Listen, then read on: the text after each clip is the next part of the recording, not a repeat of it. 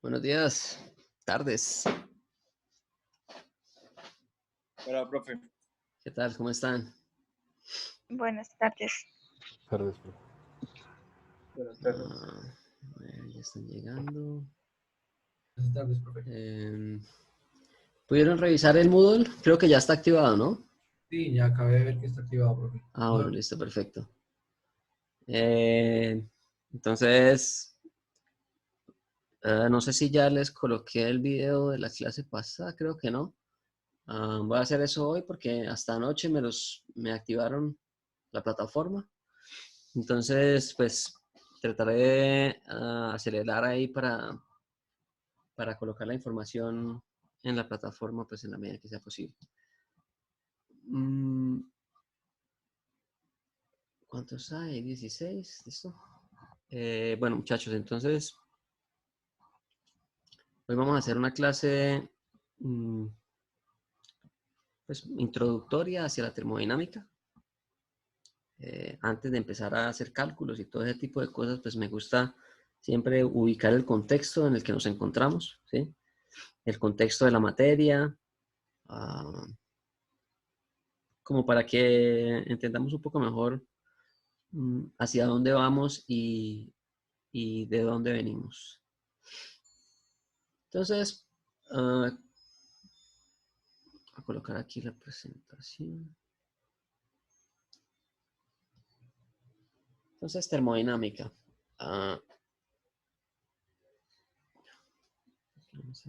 Okay.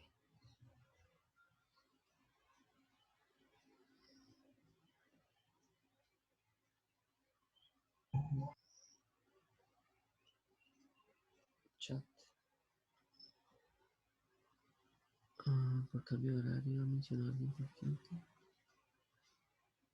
No. La semana pasada les hice solamente una presentación sobre los efectos del COVID en el sistema energético mundial. Y la primera clase únicamente hablamos sobre cómo nos íbamos a comunicar y eso. Entonces ya hoy pues ya vamos a empezar a tocar el tema de termodinámica como tal. Pero pues hasta el momento no ha habido así gran cosa. Vale. De todas formas, pues yo les voy a compartir la clase que hicimos sobre el COVID, por si alguno quiere reverla. Pero pues hoy sí vamos a empezar no propiamente digamos, con la clase así de conceptos y eso, sino más voy a hacer es un análisis histórico del origen de la termodinámica. ¿Listo? Bueno, ¿sí tienen en pantalla la presentación ya? Sí, señor. Listo. Entonces, hasta el momento, pues ustedes pues ya harían su ciclo básico, o bueno, lo están terminando. Ya tuvieron, digamos, de pronto un largo contacto con lo que hace referencia al movimiento de los cuerpos, ¿cierto? En el espacio, que es todo lo que tiene que ver con la mecánica clásica, la mecánica newtoniana, en donde nos interesaba era saber cómo era el movimiento de los cuerpos, inicialmente allá en la física 1, ¿verdad?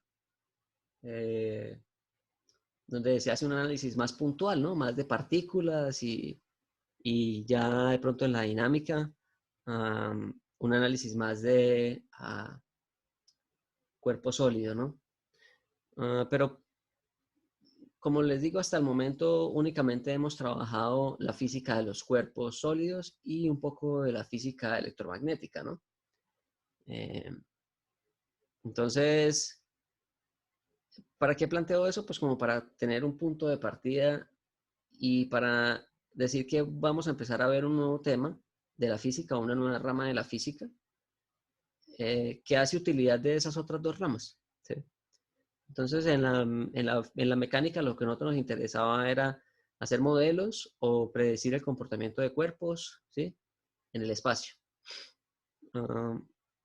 Y pues en ese análisis de esos cuerpos, pues nosotros veíamos algunas leyes, ¿no? Algunas leyes que van a ser también extrapoladas a esta materia. Entonces, por ejemplo, la ley de conservación de la energía, tanto en la mecánica clásica, ¿sí?, del movimiento de los cuerpos, como en... ¿Cómo en qué? Como también en todo lo que tiene que ver con la conservación de la energía en sistemas eléctricos, ¿sí? Entonces, cuando tenemos un trabajo eléctrico, ese tipo de cosas. Eso lo vamos a ver aquí también. Entonces, para poder empezar a hablar sobre la termodinámica, yo parto de un análisis histórico. Entonces, antiguamente, el conocimiento era dado, o digamos, existían paradigmas del conocimiento, ¿cierto?, o de la naturaleza o de la realidad, que eran fundamentados bajo, digamos, lo dicho por grandes figuras de la filosofía, ¿no? Entonces, Aristóteles, todo lo que era el mundo antiguo, de la antigüedad, ¿cierto? Toda la filosofía aristotélica y platónica. Y posteriormente, pues todo lo que fue la filosofía católica, ¿no? Tomás de Aquino y demás. Esos conceptos de la filosofía crearon unos pilares, ¿sí? Unos pilares que eran muy difíciles de alterar y que las personas que intentaban hacer una alteración de esos pilares, pues se veían sometidos a una serie, pues, de condenas, ¿no? Entonces, no sé si ustedes conocerán la historia de Giordano Bruno, que fue una de las primeras personas en proponer la idea del modelo heliocentrista, ¿sí? Después de todos los estudios de Copérnico, que él no quiso divulgar justamente por ese miedo que existía hacia ir en contra de los paradigmas de la iglesia. Sin embargo, en el siglo XVI aparece una figura muy importante y que puede ser considerado el padre de la ciencia moderna. Ese personaje, pues, supongo que ya alguno lo conocerá, ¿no? ¿Cuál creen que es? Newton. Antes de Newton. Espinosa.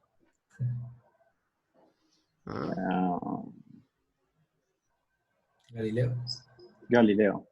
El famoso Nicolai Galileo. Galileo Galilei, perdón. Entonces, Galileo Galilei, en el siglo XVI, entra a romper esos paradigmas de pronto, más como por una especie de búsqueda por la verdad, ¿no? Él siguió muy juicioso, pues, toda la enseñanza católica, ¿no? Porque él era una persona muy católica, una familia católica. Pero eso sí, él era de una familia que tenía cierta influencia, ¿no? Entonces, pues, gozaba de ciertos beneficios a la hora de decir las cosas que, pues, él pensaba. Entonces, pues como ya muchos sabrán, pues Galileo es muy reconocido por todo su desarrollo de la astronomía, ¿sí?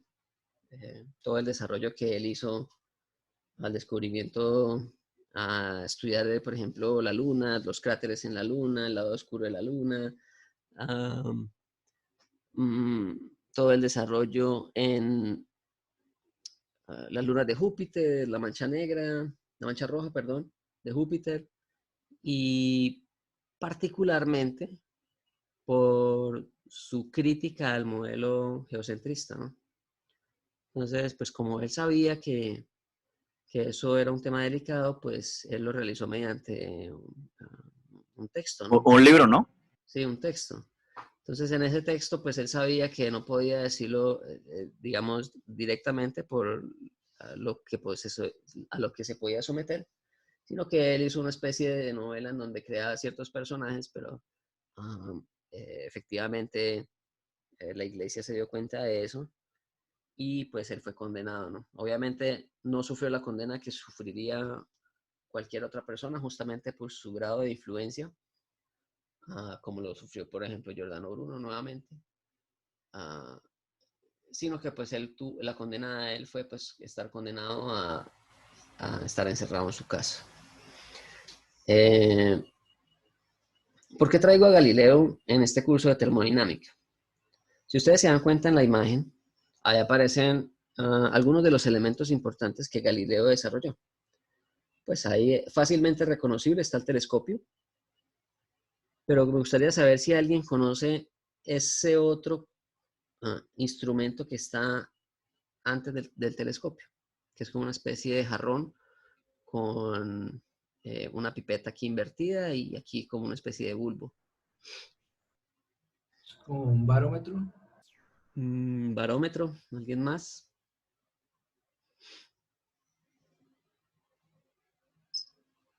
Manómetro. Manómetro.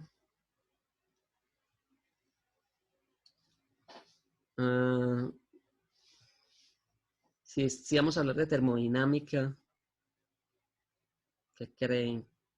¿Qué instrumento de pronto les hace más sentido? Termómetro. Un termómetro, ¿no?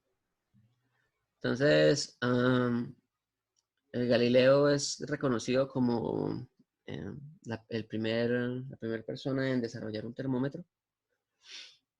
Pues, entre muchas otras cosas, ¿no? Todo el concepto de la inercia y del modelo heliocentrista, pues. Él también, en esa época había mucho interés en saber qué era eso del calor, ¿sí? O cómo se determinaba la temperatura. Son cosas que hoy en día parecen como tan triviales, ¿no? Pero que en ese momento la temperatura se medía en función de qué tan frío era el invierno, qué tan caliente era el verano, ¿sí?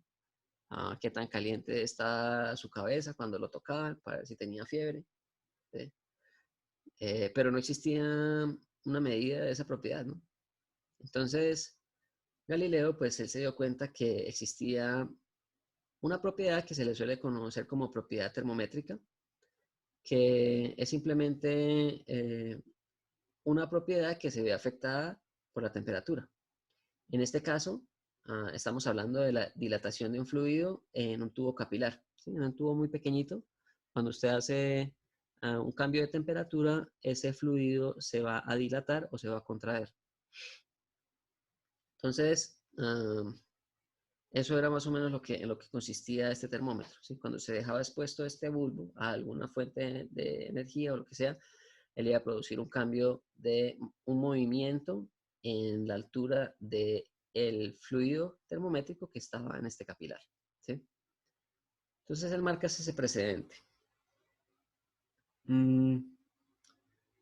Más o menos contemporáneo, bueno, no me canten contemporáneo, más bien después de Galileo, aparece este señor, Robert Boyle. Él también es muy importante en la termodinámica, pero más importante aún en todo lo que es la química, ¿sí? No sé si algunos de ustedes recuerdan la famosa ley de Boyle, que dice que en un gas el comportamiento de la presión y el volumen es inversamente proporcional, ¿no? Entonces, si yo comprimo un gas, pues ese gas se va a reducir su volumen. Y si yo hago una expansión de un gas, pues, es decir, baja la presión y aumenta su volumen. Entonces, la famosa ley de Boyle, pero Boyle también trabajó en muchos otros campos. Uno de ellos, pues vamos a decir más adelante, junto con otro científico, pero antes de hablar de ese otro científico, vamos a hablar del que, digamos, marcó un antes y un después en la ciencia, que es Isaac Newton. Entonces, Newton, ¿por qué es tan importante? Pues básicamente, o más bien, solo porque en 2 años de aislamiento, ¿cierto? En 1965 y 1966 había una peste en Inglaterra que obligó a todo el mundo a mantenerse aislado de la sociedad. Y pues el pobre del Newton en esos 2 años desarrolló la teoría de la gravitación, la óptica y el cálculo. Entonces, pues como para uno animarse un poco, ¿no?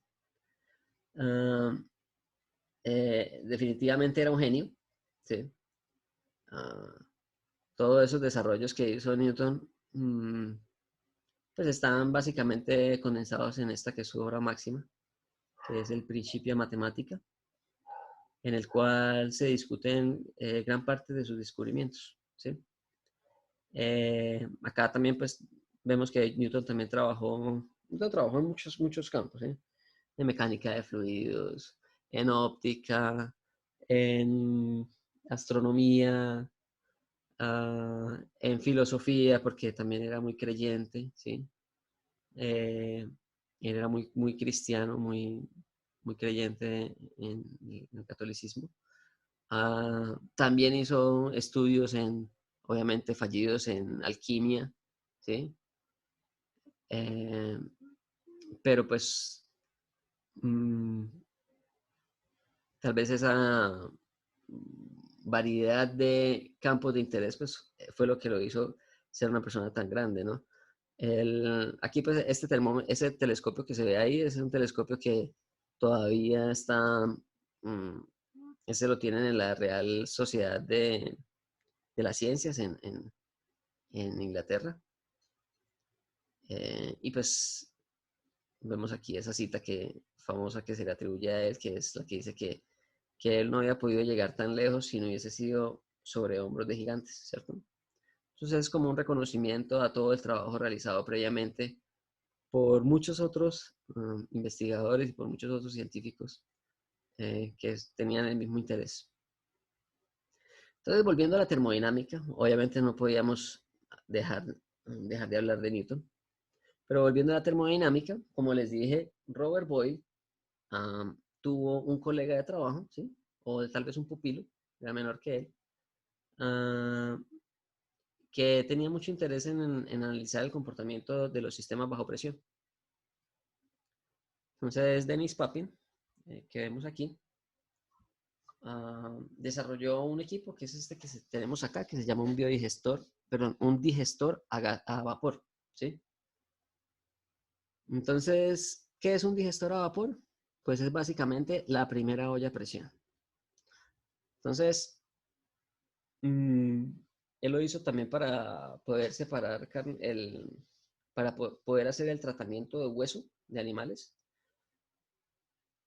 para su procesamiento. Entonces había primero que hacerlos más blandos y eso, entonces se utilizaba este equipo que, pues como lo dice su nombre, es un digestor a vapor para permitir ese procesamiento. Entonces, ¿en qué consiste este equipo? Entonces tenemos acá un tanque, ¿cierto? Entonces tenemos este tanque que es este mismo que aparece aquí en la imagen. Entonces, este tanque se llena con una cantidad de agua, ¿sí? A ese tanque se le va a proporcionar una cantidad de energía en forma de combustión, ¿sí? En forma de calor, quemando aquí algún tipo de carbón o de madera, lo que sea. Y pues en su interior, pues nosotros esperamos que haya una evaporación de esa agua, ¿no? ¿Cuál es el problema? Que este sistema está sellado, ¿no? Entonces, como vemos aquí, existe una tapa, ¿sí?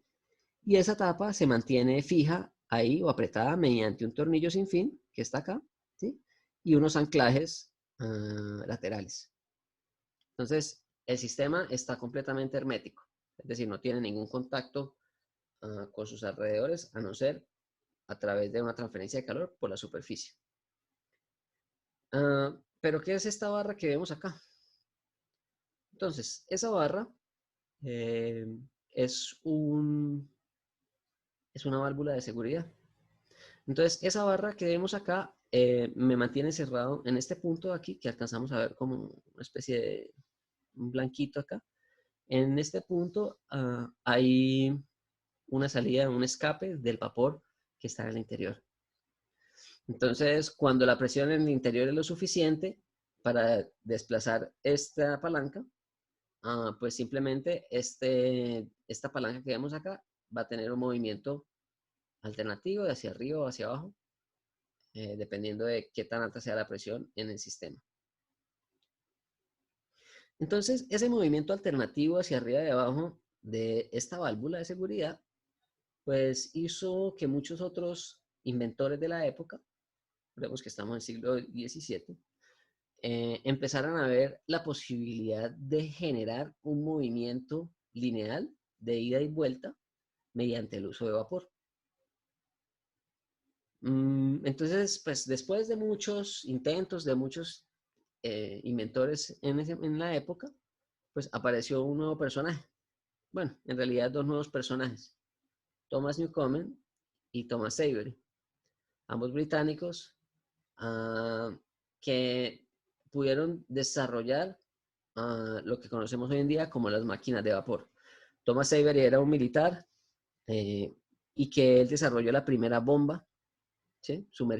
La primera bomba para extraer agua de las minas de carbón que había en el momento en el Reino Unido, ¿no? En Inglaterra. Entonces,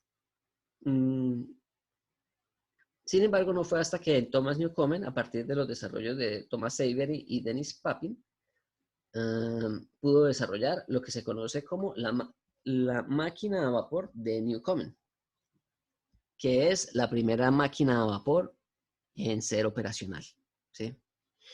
Entonces, ¿qué es la máquina a vapor?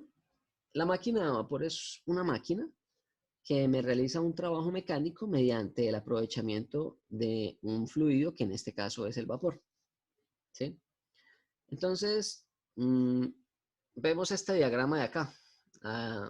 ¿Alguien tiene una idea de cómo funciona ese equipo? ¿Qué pueden identificar ahí? ¿Qué ven? ¿Qué se imaginan?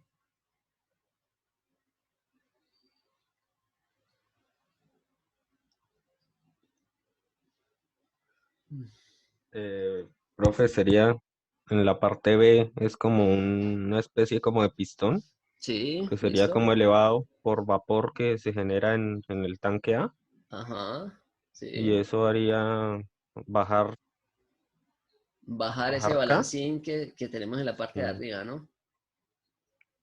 ¿Y cómo sí, hacemos para señor. que baje el pistón? Nuevamente, porque recordemos que eso tiene que ser un equipo que funcione permanentemente, ¿no? Se puede enfriar por el tanque L. Se le suministra algo para que enfríe el gas y así no esté arriba. Bueno, sí, más o menos. Profe, o Ah, liberando la presión como una olla de presión, ¿no? Que libera el gas, no es entonces vuelve necesario, a bajar. no es necesario. Mm, Estamos más por el lado del comentario anterior. ¿Quién fue el que lo hizo? Ah, bueno, no me acuerdo quién fue el que hizo el comentario. Eh, entonces, efectivamente, pues pudimos identificar ciertos componentes de este sistema. Entonces, la máquina de vapor de Newcomen se utilizaba primero para extraer agua de las minas de carbón, ¿cierto? Entonces, estas cadenas que vemos acá eran las que se utilizaban para hacer la extracción del agua de las minas, ¿sí? Entonces, esto produce un movimiento lineal que sube y baja, ¿sí? Y ese movimiento, pues lo que hace es que va bombeando parte del agua mediante este conducto hasta aquí, hasta el tanque L. Listo.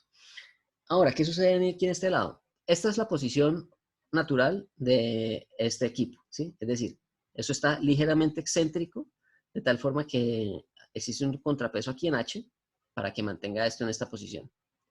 ¿Cómo funciona esto aquí? Entonces, el pistón está inicialmente en su parte superior, ¿sí? Aquí yo tengo un sistema que esto todo está hermético, ¿sí? Para que no haya ni pérdida de vapor ni entrada de aire. Ah, y en la parte inferior, pues yo coloco mi combustible, ¿cierto? Entonces yo le suministro calor aquí al fluido, pues que en este caso es agua, en A, y empieza a haber una evaporación de esa agua, ¿cierto? Entonces cuando ya se ha evaporado, pues yo abro esta válvula aquí en C y permito que el vapor fluya hacia B, ¿verdad? Entonces todo este pistón se encuentra ocupado por vapor de agua. Listo. Entonces, como es vapor de agua, está caliente, ¿no? Entonces, ¿qué va a suceder después? Se cierra esta válvula, ¿sí?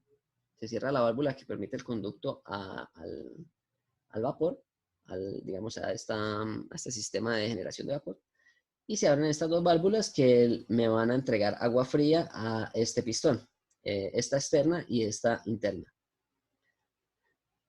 ¿Qué pasa cuando yo enfrío el vapor de agua? Se condensa, Se condensa y al condensarse, ¿qué pasa con el volumen? Se comprime. se disminuye. Disminuye, ¿cierto? Y si disminuye el volumen, ¿qué va a pasar con la presión? Baja. Baja. Baja, ¿cierto? Entonces, en el momento en el que yo suministro agua líquida, fría, y externamente también para enfriar este sistema, pues yo lo que estoy haciendo es haciendo una condensación de ese vapor que estaba acá. Y como sabemos que el vapor ocupa un espacio mucho mayor al que ocupa el agua líquida, entonces esa condensación pues produce una región de vacío en la parte inferior del pistón, lo que facilita que la presión atmosférica haga el movimiento descendiente de ese pistón, ¿sí? Cuando el pistón llega a la parte inferior, pues nuevamente se abre esta válvula y se permite que entre nuevo vapor y sigue en ese ciclo, ¿listo? Ahora, esta máquina era una máquina supremamente ineficiente, con el orden del 1-2% de eficiencia, ¿sí? ¿Qué quiere decir ese 1-2% de eficiencia? Que el total de la energía gastada aquí, ¿sí? Del total de la energía gastada aquí por un combustible, carbón, probablemente, únicamente yo aprovecho el 2% de esa energía que tengo aquí para producir ese movimiento mecánico de la máquina. Entonces, a raíz del desarrollo de esta máquina, de la máquina de vapor de Newcomen, pues se desarrollaron muchas otras.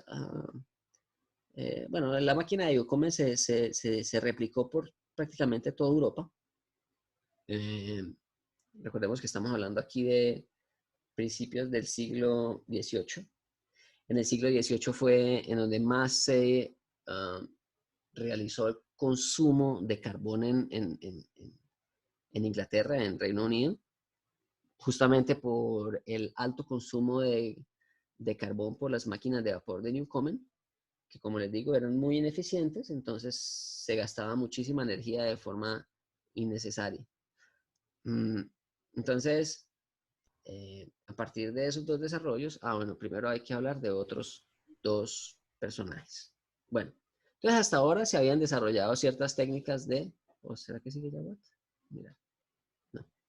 Entonces, hasta el momento, pues se habían desarrollado digamos, algunas ideas sobre las máquinas de vapor, sobre los termómetros, y básicamente eso.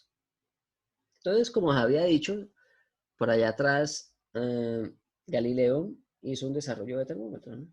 Entonces dijo, existe una propiedad termométrica en los fluidos que me dice que cuando yo someto un fluido a un cambio de temperatura, pues ese fluido se va a ver afectado por una expansión o una contracción, ¿sí? Dependiendo de ese coeficiente de contracción o de expansión del propio fluido. Entonces, ese coeficiente se empezó a aprovechar por otros investigadores, ¿sí? Entre los cuales estaba pues Daniel Fahrenheit y Anders Celsius. Entonces, ellos pues partieron del mismo principio de que existe un bulbo, ¿cierto? Y que en ese bulbo yo coloco una sustancia termométrica que cambia, que se expande o se contrae según la temperatura a la que se encuentra. Sin embargo, había una dificultad en la época. ¿Qué valor de temperatura establecemos como referencia? ¿Sí? Inicialmente, pues lo que les decía, las temperaturas de referencia eran el frío del invierno o el calor del verano o la temperatura de un cuerpo sano, ¿sí? Entonces, esa última, pues la tomó Daniel Fahrenheit para establecer su teoría de la temperatura, ¿no? Entonces, él dijo pues que una persona sana tenía más o menos una temperatura de 96 grados Fahrenheit, ¿sí? Y a partir de ahí hizo una medida para determinar también cuál es la temperatura de condensación, perdón, de fusión del agua y cuál es la temperatura de evaporación. Entonces, para la fusión del agua se estableció que era 32 grados y para la evaporación de 212. Sin embargo, era una escala un poco compleja, pero pues fue el primer, digamos, el primer desarrollo de un termómetro un poco más tecnificado, hasta que entró Anders Celsius. Como les decía entonces, determinar la referencia que se va a utilizar es algo muy importante para que eso se pueda verse todo, digamos, sujeto a las mismas ideas, ¿sí? Entonces Anders Celsius partió de las ideas de Fahrenheit. Bueno, no sé si partió de las ideas de Fahrenheit, pero bueno, él lo que hizo fue que desarrolló un termómetro, solo que no es propiamente el termómetro que conocemos hoy día. Fahrenheit estableció una escala de temperaturas que va de 0 a 100, ¿sí? Pero donde 0 es la temperatura de ebullición, es decir, hoy en día 100 grados, y 100 es la temperatura de congelamiento. Entonces estaba invertida, ¿no? Solo que pues, digamos, el gran aporte de Celsius fue haber utilizado el agua como mecanismo de referencia, ¿sí? O como sustancia de referencia, por lo que es, digamos, por lo que está en todos lados. Entonces, ese fue el gran aporte de Celsius. Después, la escala Celsius se invirtió, pero se mantuvo su nombre justamente por el gran desarrollo que él hizo al identificar el agua, a identificar la escala según temperaturas características del agua. Bueno, a esta rama de la ciencia se le conoce como la termometría, ¿sí? Entonces, la termometría es esa rama de la ciencia que se encarga de estudiar, de determinar la temperatura de los cuerpos, ¿sí? Entonces, desarrollo de termómetros, básicamente. Existe otra rama que contribuye muchísimo a la termodinámica, la que vamos a ver a continuación, y que es la calorimetría. Entonces, la calorimetría utiliza los instrumentos desarrollados por la termometría, ¿sí? Entonces, utiliza los termopares, utiliza todo eso, los termómetros, para determinar un nuevo concepto, ¿sí? Que es el concepto de la capacidad calórica. Es decir, la capacidad que tiene un cuerpo de absorber energía, ¿sí? Entonces, un ejemplo cotidiano, que no parece intuitivo, pero, ¿sí? Entonces, si yo tengo un vaso con agua y en otro lado tengo el mismo peso, pero de hierro, ¿cuál de los dos sistemas tiene una mayor capacidad de absorber energía? Es decir, ¿cuál se va a calentar más lentamente?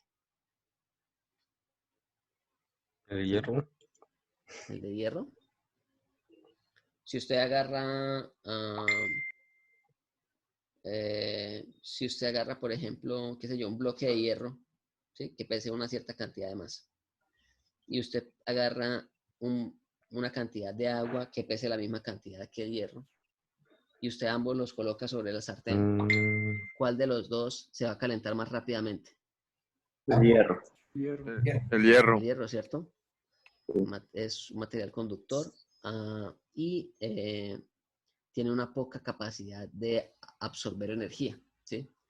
El agua es uno de esos elementos que tiene una altísima capacidad de absorber energía en sus enlaces, ¿sí? Y eso lo hace pues un fluido muy utilizado en la industria, ¿no? Entonces es el fluido utilizado para las plantas térmicas, para, bueno, una infinidad de aplicaciones justamente por esa capacidad de absorber energía. De hecho, el mar funciona como una especie de, ¿cómo de qué? Como de amortiguador de la temperatura, porque él tiene una capacidad altísima de absorber energía, ¿sí? Del sol. Entonces, tal vez si el mar no fuera de agua y fuera de otro elemento, pues probablemente la temperatura de la Tierra sería mucho más alta. Entonces, Joseph Black pues, se dedicó a hacer estudios sobre diferentes materiales, para saber cómo se comportaban diferentes materiales cómo se comportaban diferentes materiales a la exposición de la misma cantidad de energía, ¿sí? Entonces, entonces él agarraba ahí, por ejemplo, quiero analizar cómo se comporta la temperatura cuando yo le agrego 1 kilo de carbón a tal material, ¿sí? Y después hacía el mismo experimento, pero para otro material, y para otro material, y para otro material. A eso se le conoce como la calorimetría, ¿no? Entonces, mirar el comportamiento de ciertas sustancias al suministro de calor.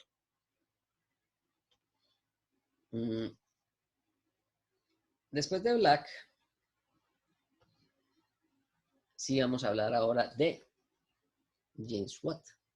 Entonces, Watt utilizó parte de los conceptos desarrollados por Newcomen para introducir sus propias innovaciones, ¿sí? Entonces, el motor de Watt pues, es bastante diferente al motor de Newcomen. En primer lugar, pues vemos que el motor de Watt tiene, en el motor Newcomen, recordemos que teníamos un movimiento lineal, tanto del pistón como del sistema de bombeamiento de agua en la mina, ¿no? En este caso, James Watt tiene un movimiento lineal de un pistón, ¿sí? Pero tiene un movimiento rotativo a la salida. Es decir, está convirtiendo movimiento lineal, o bueno, está aprovechando la energía del vapor de agua para producir un movimiento circular. ¿Qué ocasionó ese desarrollo? Si estamos hablando de principios del siglo XIX.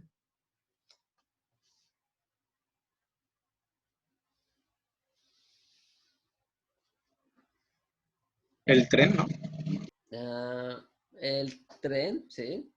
Entonces se desarrolló la locomotora y con la locomotora pues se desarrolló todo lo que tiene que ver el comercio, ¿sí? Y en esa época el poder estaba relacionado al comercio, ¿no?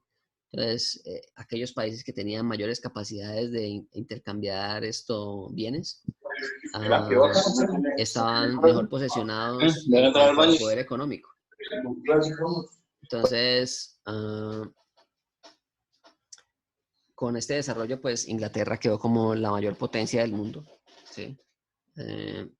Lo que le facilitó hacer el transporte de sus bienes dentro de la propia Gran Bretaña, sino también por fuera, ¿sí? Porque este motor no solamente se adaptó a trenes, sino también se adaptó a otro tipo de vehículos. Entonces les voy a mostrar acá un videito. A ver, antes de entrar con Carnot. Les voy a mostrar acá un videito. La otra vez yo estaba mirando un video en YouTube de ¿qué? Una gente que hace inteligencia artificial para hacer la remasterización de videos muy antiguos, ¿sí? Y justamente le hicieron una remasterización a un video filmado en 1911 en Nueva York. Y solo que en ese video aparece ¿qué? Aparece algo muy particular. Entonces, bueno, este es el video. Ya les pongo.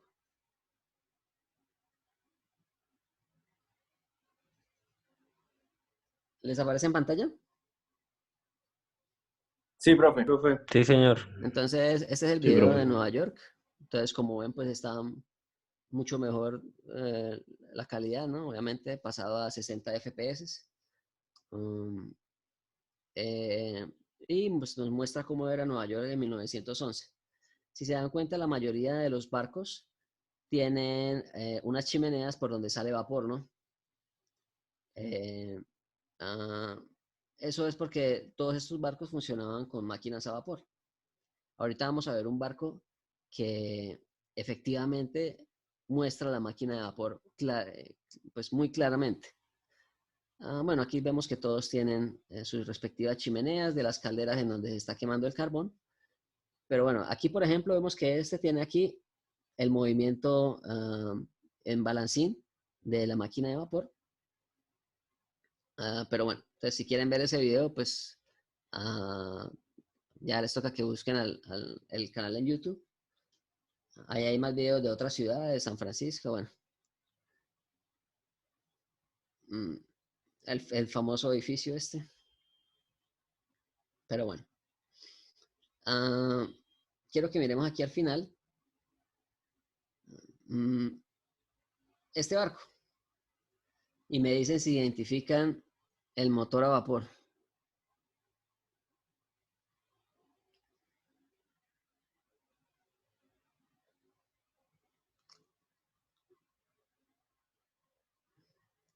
¿Sí lo ven?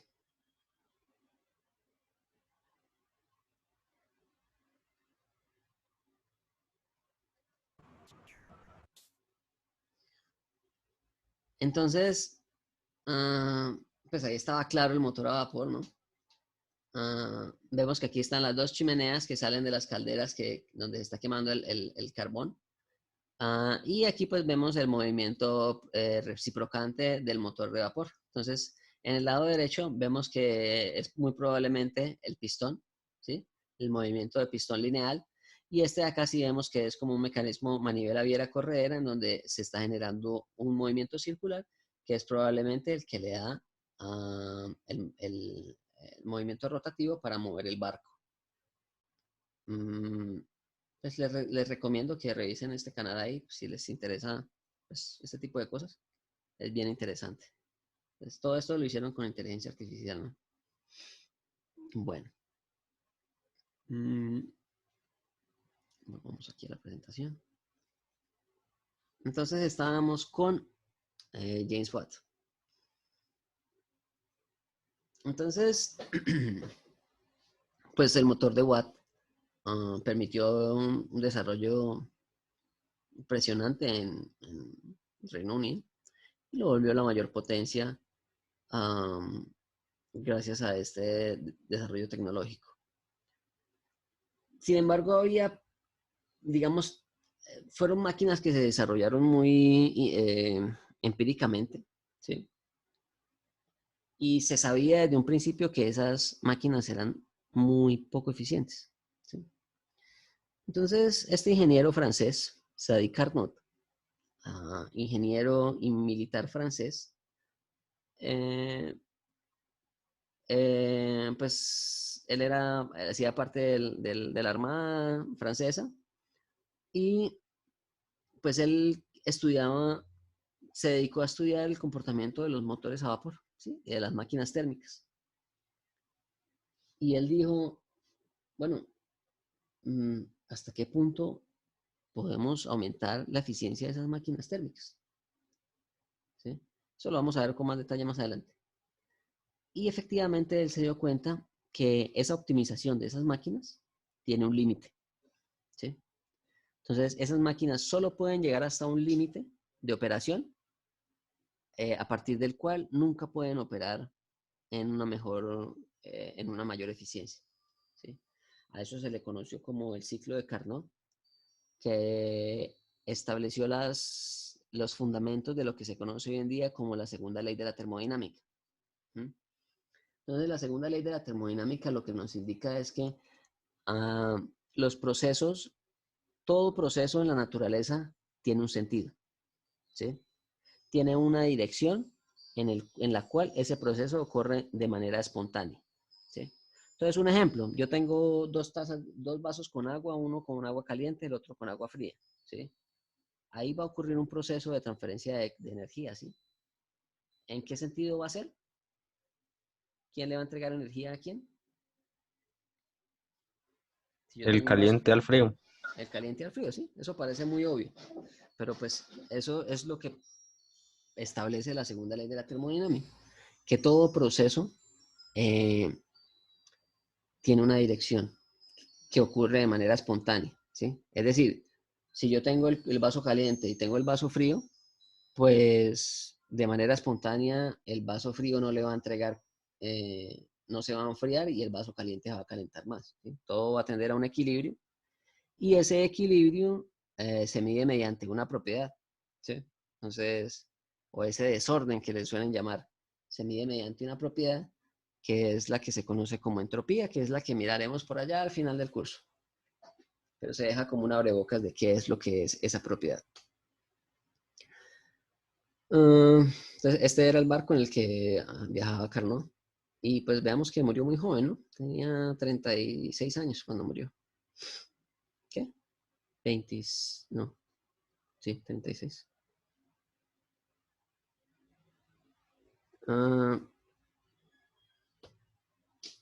Bueno, entonces, como les había dicho, había dos ramas de la termodinámica que, bueno, hay dos ramas de la ciencia que dieron como una, que fueron muy importantes para el desarrollo de la termodinámica. La termometría y la calorimetría. Entonces la termometría se encargaba en hacer desarrollos de instrumentos que permitieran medir la temperatura, ¿sí? Y la calorimetría a lo que se encargaba era de determinar propiedades de las sustancias para saber cuál era su capacidad de almacenar energía térmica. Entonces James Joule, pues, ¿se les hace conocido ese nombre?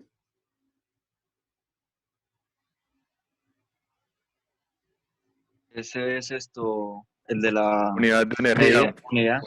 La unidad de la energía, ¿no? Entonces, aquí vamos a mirar por qué es que se le da digamos, ese honor, ¿no? Entonces, en esta época, se consideraba que el calor, o sea, nadie sabía qué era el calor, ¿sí?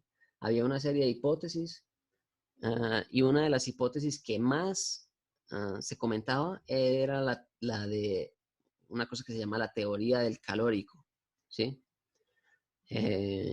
Y se le denominaba calórico a lo que hoy en día conocemos como calor, pero se consideraba que ese calórico era un fluido, ¿sí? Es decir, que era una especie de sustancia que tenían los cuerpos o de fluido que tenían los cuerpos que hacía que un cuerpo estuviera a una mayor o a una menor temperatura, ¿sí? Entonces, si había un cuerpo a alta temperatura, eso quiere decir que ese cuerpo estaba con una mayor cantidad de calórico y así con los otros cuerpos, ¿no? Entonces, entre más frío, pues menos calórico tenía. Sin embargo, existía otra corriente que pensaba que el calórico era simplemente un mecanismo de transferencia de energía, ¿sí? Y pues eso fue lo que trató de comprobar James Joule en este experimento. Entonces, ¿qué tenemos aquí? Tenemos dos sistemas de poleas, ¿sí? Entonces tenemos acá una primera polea de la cual cuelga un cuerpo y tenemos acá una segunda polea de la cual cuelga otro cuerpo. Esto está inicialmente en una condición estática. Las cuerdas están conectadas aquí a un eje que tiene un movimiento rotatorio y que permite el movimiento de unas paletas dentro de un líquido, ¿sí? Que probablemente es agua. En ese líquido yo tengo una medida de la temperatura para mirar cómo es su comportamiento. Entonces, pregunta inicial. ¿Qué tipo de energía tenemos en la condición inicial? En todo ese sistema. Potencial. Potencial. Una energía potencial, ¿cierto? ¿De quién? De las pesas. De los dos contrapesos, ¿no? Entonces, de hecho, ahí ya están las medidas de las reglas, ¿no? Para tomar esas alturas y saber cuál es la cantidad de energía que se dispone, ¿cierto? Entonces, aquí se tiene una cantidad de energía y que esta energía acá, pues, va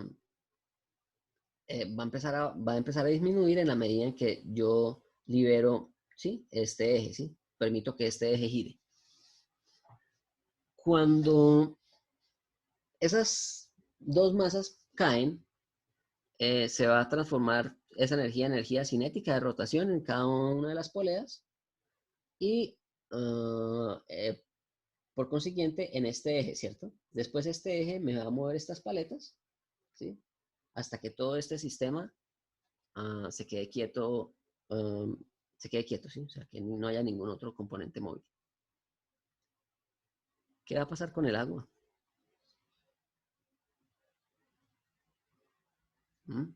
¿Qué creen ustedes que va a pasar con el agua? A calentar. Se sigue moviendo, ¿no? Pues sí, probablemente, pero ¿qué más? ¿Se enfría o se ¿Se calienta? enfría? Se calienta. Se calienta, sí. Se va a calentar. Entonces, ah, Joule se dio cuenta que en la medida en que él hacía una conversión de energía potencial, ah, ah, se dio cuenta que él podía hacer una conversión de la energía potencial a una nueva forma de energía, ¿cierto? Que era esta forma de energía expresada en una variación de temperaturas, ¿sí? Este sencillo experimento dio origen a la primera ley de la termodinámica, que es la ley de conservación de la energía, ¿sí? Entonces, ¿qué pasó aquí? Entonces, Joule tomaba una cantidad de energía que estaba acá disponible y se daba cuenta en cuánto variaba la temperatura de este sistema, ¿sí? Y a partir de ahí se dio cuenta que el calor no es un fluido, ¿sí? Sino que es simplemente una forma de transferencia de energía de una nueva forma de energía que se considera como energía interna, ¿sí? Entonces, esa energía interna, que pues, más adelante la definiremos, está asociada a la temperatura de un cuerpo, ¿sí? Si un cuerpo cambia, si un cuerpo cambia su temperatura en un diferencial de temperatura, pues ese cuerpo va a tener una variación de su energía interna, ¿sí? Entonces, la energía interna está exclusivamente asociada a la temperatura de los cuerpos, ¿sí?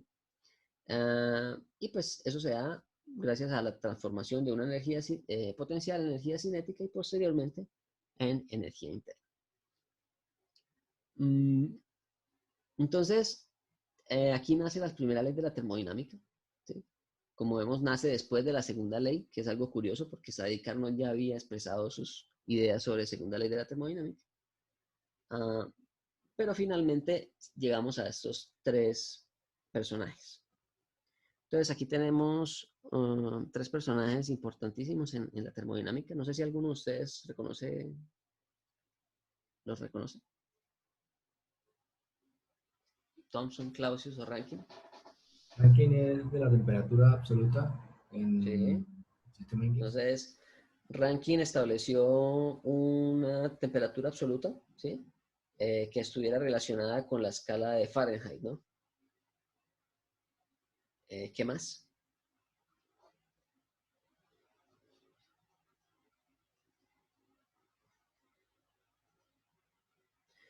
Bueno, les voy a dar una ¿Gases pista. nobles?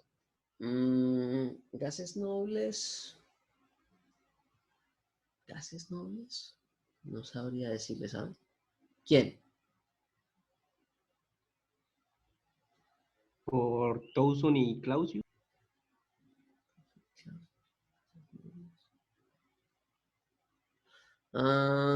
Bueno, no sabría decirle la verdad. Thomson suena más como a algo del átomo, algo del modelo atómico. No. No, Thomson tenía otro nombre. Pues él era de la aristocracia británica y él también era conocido como Lord Kelvin. Ah, ¿Sí? Entonces, William Thomson es el mismo Lord Kelvin. Y pues obviamente a ese le hace el reconocimiento de haber definido la temperatura absoluta, ¿sí? De la sustancia y pues una relación entre la temperatura absoluta y la temperatura en Celsius, ¿sí? Además de eso, Thomson junto con Joule hicieron una serie de experimentos y definieron una serie de fenómenos que ocurren con las sustancias. Entonces aparece el efecto Joule-Thomson, que es el efecto, por ejemplo, que ocurre cuando usted pasa un fluido a través de una reducción de área, ¿sí? Entonces, por ejemplo, cuando usted pasa un fluido, cuando un refrigerante pasa por un serpentín, que es cuando el refrigerante se enfría, ¿cierto? Eso se da gracias al efecto Joule-Thomson. Él también trabajó el concepto de... Bueno, lo que pasa es que aquí ya empezamos a mezclarnos con otra rama de la ciencia, que pues no nos corresponde, ¿sí? Porque recordemos que aquí estamos a finales del siglo XIX, ¿sí? Y ¿alguno de ustedes sabe qué ocurrió a principios del siglo XX con la física?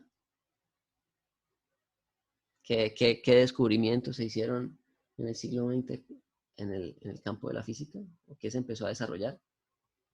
El bombillo. Pero bueno, eso hace ¿El parte del radio? electromagnetismo. Entonces, bueno, sí, se empezó a desarrollar más todo lo que es el electromagnetismo, ¿cierto? Entonces se descubrieron nuevos espectros electromagnéticos, ¿sí? Se descubrió el radio, se descubrieron los rayos X a principios de siglo. Pero algo más importante, algo que no se puede explicar mediante la mecánica clásica. Relatividad. Efectivamente, la relatividad y la mecánica cuántica, ¿sí? Entonces, los modelos atómicos del siglo XX empiezan a ser ya más abordados desde el punto de vista de la cuántica, ¿cierto? Entonces, que existen diversos niveles de energía y que esos niveles de energía son discretos. Y pues ahí ya empezamos a entrar a otro campo pues que no corresponde. Pero pues estos tres personajes que tenemos aquí son considerados como, digamos, las personas o los tres padres de la termodinámica. A pesar de que ellos no desarrollaron todo, pues como les comenté, la termodinámica es un conjunto de desarrollos de un montón de personajes históricos. Pero ellos sí tuvieron, digamos, la habilidad de sintetizar todos esos conocimientos en una serie de modelos, ¿sí? Entonces, Clausius, por ejemplo, aquí, él planteó ecuaciones para el análisis de la segunda ley de la termodinámica, ¿sí? Clausius junto con Thomson también plantearon ecuaciones para la primera ley, para el análisis de sistemas a vapor, porque tenemos el ciclo Rankine, ¿cierto? Entonces, el famoso ciclo Rankine de vapor, y bueno, y demás. Pero también dejé por fuera muchos otros científicos reconocidos en el campo de la termodinámica, como, no sé si ustedes han escuchado a Clapeyron, o a Avogadro, o a Charles, o al famoso Maxwell, ¿sí? James Clerk Maxwell, el famoso de las leyes de Maxwell del electromagnetismo. Profe, pero la mayoría de esos nombres se oyen más es en química. La verdad, yo muchos de Lo los que que pasa es cuentan los he que, oído, pero en química. sí, lo que pasa es que en esta época el conocimiento era muy escaso, ¿sí? Recordemos que pues desde Galileo hasta acá, gran parte de ese periodo se reconoce como el Renacimiento, ¿no? O como la Ilustración. Y lo que sucedía era que gran parte de estos personajes tenían intereses varios, ¿sí? O sea, ellos no solamente se dedicaban a estudiar un solo campo de la ciencia. Yo estoy hablando, los estoy relacionando aquí con la termodinámica, pero muchos de ellos estudiaron otras cosas, ¿sí? Como les decía, Newton hizo óptica, hizo mecánica de fluidos, hizo la mecánica, eh, eh, pues Maxwell, por ejemplo, Maxwell desarrolló las ecuaciones de Maxwell del electromagnetismo, las ecuaciones de Maxwell de la termodinámica, trabajó en elasticidad. Robert Hooke desarrolló el microscopio, desarrolló las ecuaciones también del comportamiento de los resortes. Entonces, como estaba el boom del pensamiento científico, ¿sí? Era el boom de la aplicación del método científico, pues ellos estaban interesados en prácticamente todo, ¿sí? Y hoy en día, pues cada vez es más difícil, ¿no? Porque cada vez hay más conocimiento. Entonces, cada vez los conocimientos son mucho más extensos, entonces, hoy en día usted conocer de muchos campos es muy difícil, ¿sí? Entonces, hoy en día por eso es que son más gente especializada en ciertos campos, porque solamente usted trabajando en ese campo puede dedicarle toda la vida. Ahora en esa época, pues y pues eran también personas, eran genios, ¿no? De la física.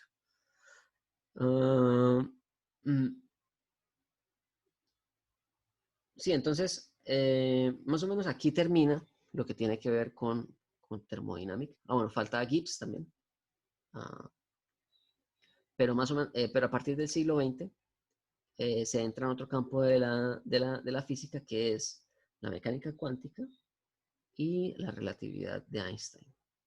Entonces, más o menos nos sabemos ubicar, ¿no? Entonces, la termodinámica se desarrolla básicamente durante la revolución industrial, con el desarrollo de la máquina de vapor, y pues con todo el desarrollo del termómetro y de la calorimetría y todo eso.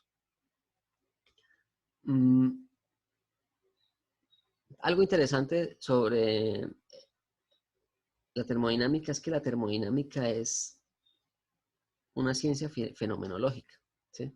Es decir, se plantean una serie de modelos que explican el comportamiento de la naturaleza, ¿sí? Pero no tienen la capacidad de decir por qué se comporta de esa forma, ¿sí? Por ejemplo, la conservación de la energía. La conservación de la energía es un pilar de la naturaleza, pero no se puede explicar por qué, ¿sí? Lo mismo la segunda ley. La segunda ley me dice que un proceso ocurre únicamente en una dirección y que no puede ocurrir en otra dirección. Eso es simplemente un postulado que nace a partir de análisis empíricos, ¿sí?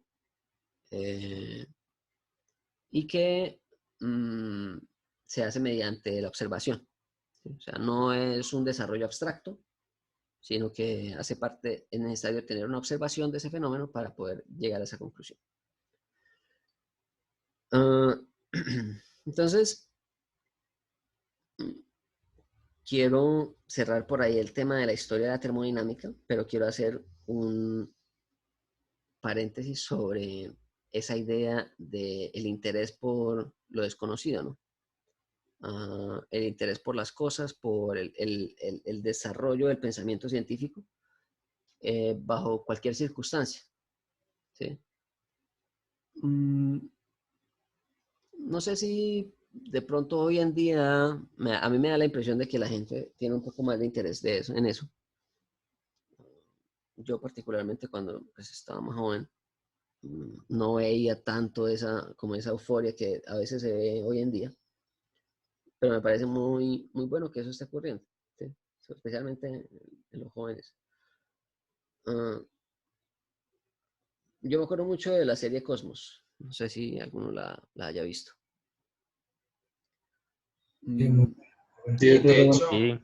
Entonces, hay 2 temporadas y también hay una con el maestro entonces de- tenemos aquí un personaje que pues yo quiero que si alguno de ustedes tiene tiempo para revisarlo, lo haga. Entonces, al maestro de la divulgación científica, ¿sí? Ver los videos de Carl Sagan es pavos, ¿no? O sea, cualquier persona puede verlo, lo hace con una facilidad que es impresionante. Pero realmente lo interesante de él es cómo despierta ese tipo de curiosidad en la mente, ¿no? Y cómo de pronto algunas cosas tan sencillas que utilizamos hoy en día tienen tantos años de historia, ¿no? Usted agarra un teléfono celular, el teléfono celular tiene desarrollo de materiales, semiconductores, telecomunicaciones, circuitos, ¿sí? Un montón de cosas. Cualquier cosa que usted tenga a la mano tiene años de tecnología. Y justamente Sagan se refería a eso, ¿no?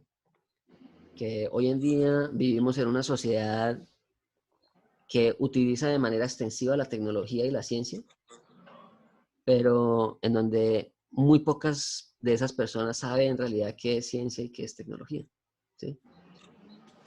Pues eso es una cita de su libro del mundo y sus demonios, que les recomiendo lo lean, pues si tienen el interés de leerlo. Es un libro muy bueno que habla sobre justamente eso, ¿no? y él lo coloca aquí en su ¿qué? Después de su título, ¿sí? La ciencia como una luz en la oscuridad. Y pues obviamente la famosa serie Cosmos que Sagan lanzó inicialmente y que pues fue después reencauchada por Neil deGrasse, ¿no? Que es la que se encuentra, todavía está en Netflix. La última vez que la busqué no la encontré. No, la quitaron. Sí, yo hace poco la quería volver a ver y me aburrí. Bueno, pero entonces, algo interesante de Sagan es que hoy en día existen muchos medios para acceder no solamente al contenido que hacía Sagan, ¿sí? Sino que hay mucha gente haciendo ese trabajo de divulgación. Y pues yo les quería compartir a ustedes, no sé si algunos de ustedes ya los conozcan, una serie de divulgadores científicos en diferentes campos de la ciencia, ¿sí? Ingeniería, física, química, lo que sea. No sé si alguno de ustedes los reconozca. Entonces, vas a colocarle aquí unas imágenes. A ver si... ¿Cómo está ese conocimiento? ¿No? Yo solo conozco que está ahí al lado de Neil deGrasse. ¿Y a la izquierda o a la arriba? El de la izquierda. Sí. Ese es Veritasium. Sí, pero entonces cada uno de ellos tiene sus canales en YouTube y son exclusivamente dedicados a divulgación científica, ¿sí? Entonces toman cosas particulares sobre fenómenos que ocurren en la ciencia y pues tratan de explicarlos de la forma más fácil para cualquier público. Entonces, aquí les voy a colocar los canales, ¿no? Esos son cada uno de los canales. Entonces, pues Profe, tenemos la el de serie abajo a la Cosmos, izquierda es Veritasium. Veritasium, sí. Ah. Entonces, les voy a colocar ahí los nombres de los... Entonces, abajo a la izquierda es Veritasium. De hecho, quiero que vean un video que él hizo, no me acuerdo hace cuánto, y que yo lo subí a la plataforma de Moodle. Todavía no estaba activado porque primero quería que habláramos sobre eso. Yo no, voy a estarles colocando en cada una de las unidades videos, ¿sí? De pronto relacionadas con el tema, como para que ustedes tengan acceso a otro tipo de información. Una información más audiovisual y pues obviamente gente con mucho más bagaje que yo y con mayores habilidades de divulgación, ¿sí? Y pues también con mayor acceso a laboratorios o a museos que pues aquí escaseamos. Entonces, abajo a la izquierda tenemos a Veritasium. Él es doctor de la Universidad de Graz en Austria, pero pues se dedicó exclusivamente a la divulgación de ciencia, ¿sí? La que aparece aquí a la izquierda de Carl Sagan, esa es física. Se pueden buscar, se llama Physics Girl. También tiene cosas muy interesantes sobre física, básicamente. ¿Sí? Son cosas como de... generalmente todos ellos trabajan juntos, ¿sí? Entonces, cuando hay un tema así interesante en algún momento cotidiano, pues casi todos están hablando de lo mismo. El de arriba a la izquierda es famoso, pues Hank Green, con sus programas de SciShow y Crash Course. Vsauce, ahí se los estoy colocando para que los vayan revisando. Los videos de él son, la verdad, muy extraños. Este que aparece acá es ingeniero aeronáutico, aeroespacial, perdón. Se llama Smarter Everyday. Y él hace más como análisis en mecánica de fluidos, en ondas de choque, en todo lo que son la física de los aviones y de los helicópteros bueno. Y hay muchísimos otros, ¿no? Obviamente estoy dejando por fuera muchísimos otros divulgadores, inclusive todos los que son los divulgadores en español, ¿no?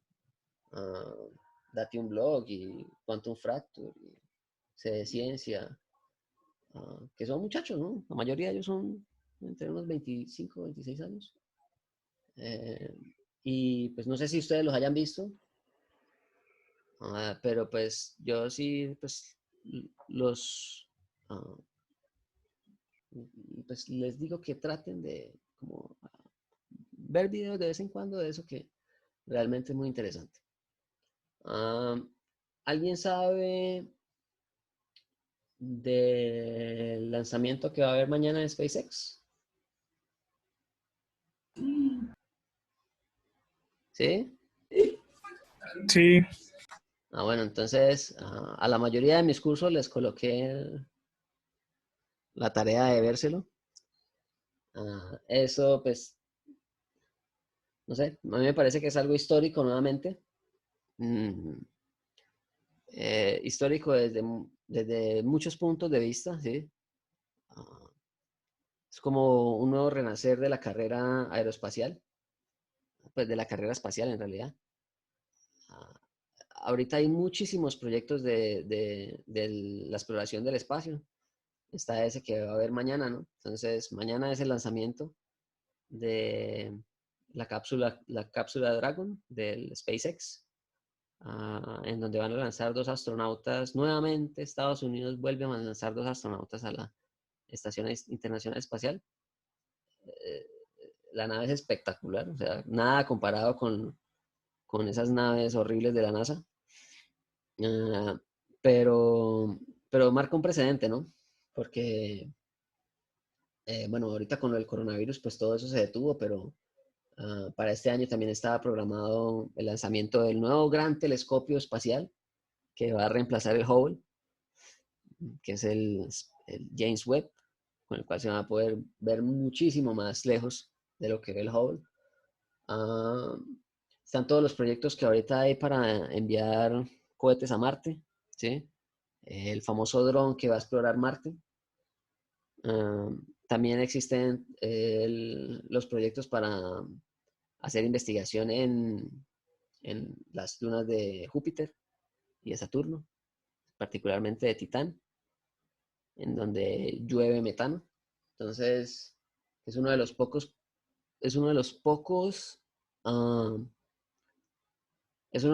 cuerpos celestes del sistema solar que tiene mares y tiene ríos, solo que no son de agua, ¿no?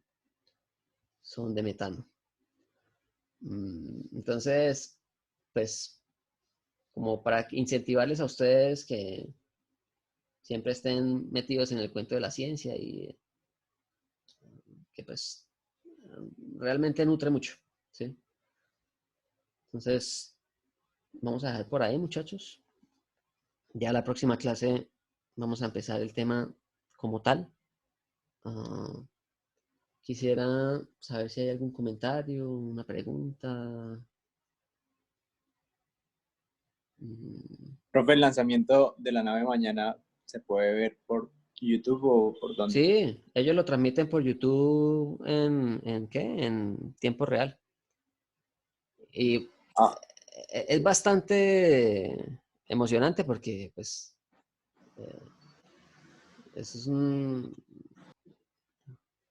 o sea, las fallas en eso son catastróficas, ¿no? Obviamente, pero pues, toda la tecnología que hay detrás de esos cohetes es impresionante, ¿no? Y sobre todo que lo haga una empresa privada, porque antiguamente la carrera espacial era entre naciones, ¿no? Y siempre lo fue entre naciones y por eso digo que marca un precedente para la carrera espacial, porque entra un nuevo componente que son las empresas privadas. Entonces, pues, nada, esperar a ver qué pasa. Profe, yo tengo una pregunta. Sí, claro.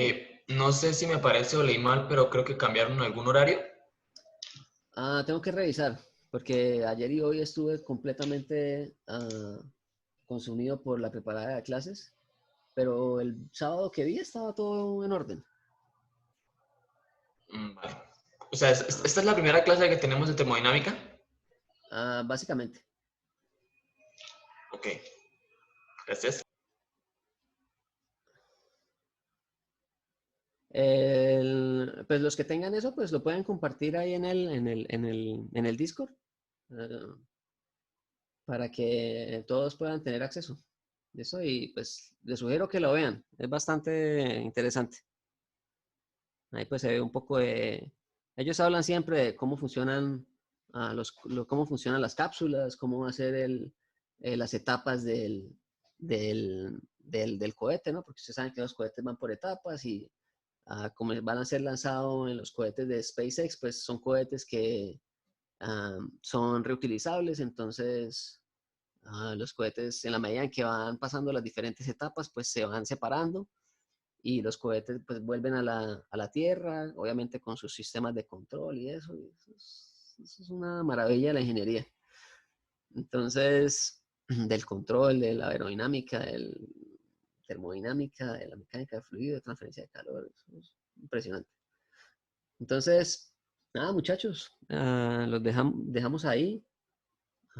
La semana, el jueves, ya traigo la clase como tal de conceptos, ya empezamos a ver qué son cada uno de los conceptos fundamentales de la termodinámica. No quería saltarme esta clase de historia, que me parece que es importante, como para colocar un marco de referencia, y pues vamos a dejar ahí.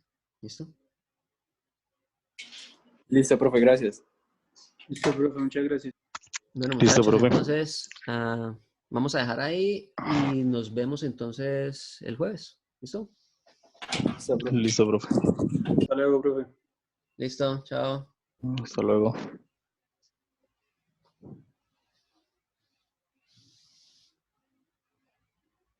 Profe, una pregunta. Ajá. ¿Está subiendo los videos en el Moodle? Sí, pero entonces, como le dije al principio de la clase, solo hasta anoche me lo activaron, ¿sí? Entonces, pues todavía no tenía ¿el qué? ¿Habilitados? Sí, todavía no he podido, digamos, editar sobre lo que yo ya había enviado, ¿sí? O sea, yo ya tenía como una especie de cascarón sobre el curso, que es lo que les debe aparecer a ustedes, pero yo creo que esta noche ya les coloco los primeros dos, ¿no? El de la clase pasada y este. Ok, gracias, profe. Bueno. Tenga buen día.